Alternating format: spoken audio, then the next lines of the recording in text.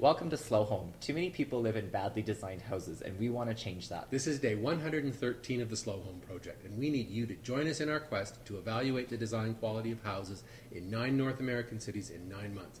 This week, we're reviewing the results of our work in Denver, and today we're going to be voting on the Slow Home Award in the single-family house category. And John and I have to say we're very excited also about tomorrow's episode because we've been having a peek at all of the submissions that we got for the design challenge for the Denver area. So make sure that you watch us tomorrow because we're going to be posting everybody's project onto the site, and we're going to be discussing the best ones, and we're also going to be awarding the prize for who won for the best project. Exactly. I think it's going to be a lot of fun. Lots of fun. Enjoyed it today. But before we get to that, we've got some business to attend to.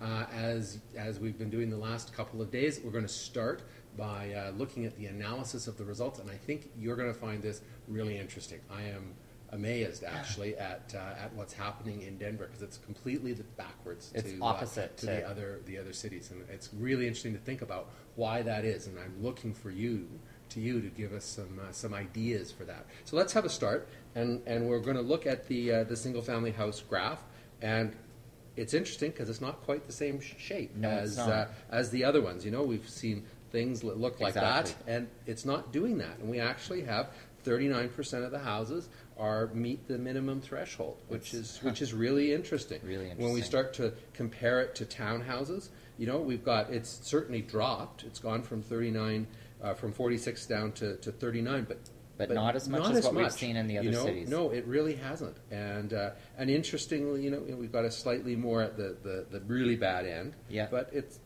this moderately slow category. I find the fact that there's 11% that have actually gotten 17 or higher on the test is unbelievable. Yeah, it's not really what we expected. No, and then of course in apartment lofts, you know, obviously they're doing better, as has been trending all the way along. Yeah. But what gets really interesting is when we start to compare cities. Now we'll just look at that single family number again. Look at this.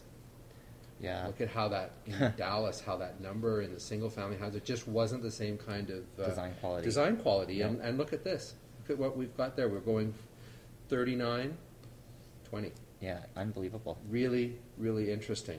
Same thing here. Actually, the same number, 20%. We've got that crashing down in Toronto, down as we get to the slow homes. And here we've got a pretty good number. So we actually, when we look at the final results, 39%.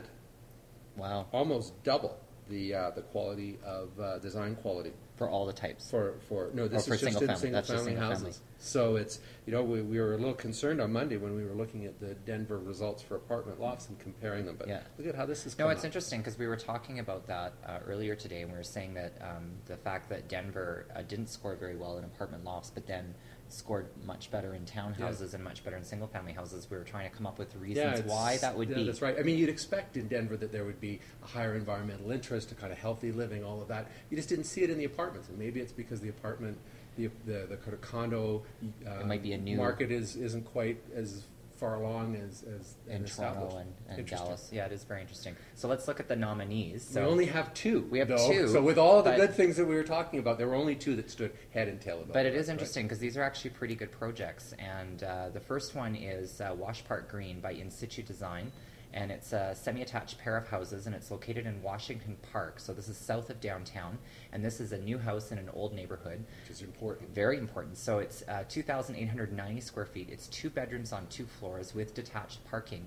It scored 18 out of 20, and it was provided to us by Molly Kay. Thank you, Molly. Thank you, Molly. And it's LEED Gold, which is really interesting. That's right. It's a walk score of 86 out of 100. It's a really nice project that I think we're going to have some fun looking at. Yeah.